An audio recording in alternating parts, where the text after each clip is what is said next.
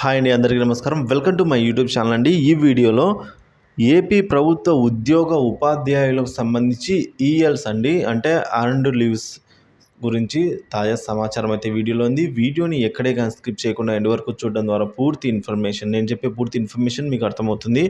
అలాగే వీడియో నచ్చినట్లయితే తప్పకుండా లైక్ అయితే చేయండి. చాలామంది ఈ వీడియో చూస్తున్నారు కానీ లైక్ చేయడం మర్చిపోతున్నారు.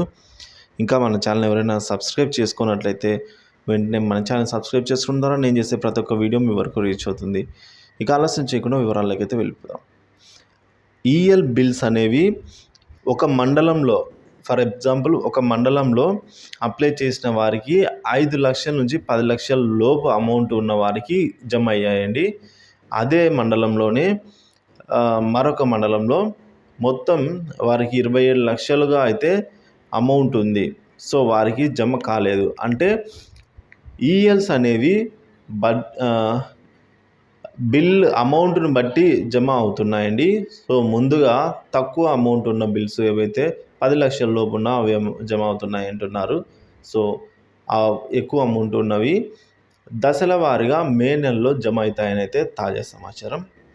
సో ఇదొక క్లారిటీ అండి. సో ఎక్కువ మంది అడుగుతూ ఉన్నారు, అన్యువల్ లీవ్స్ 11 lakhs అలా ఉంది అని చెప్పేసి. సో తప్పకుండా జమ అవుతాయండి, కాకపోతే మే నెలలో జమ అవుతాయి.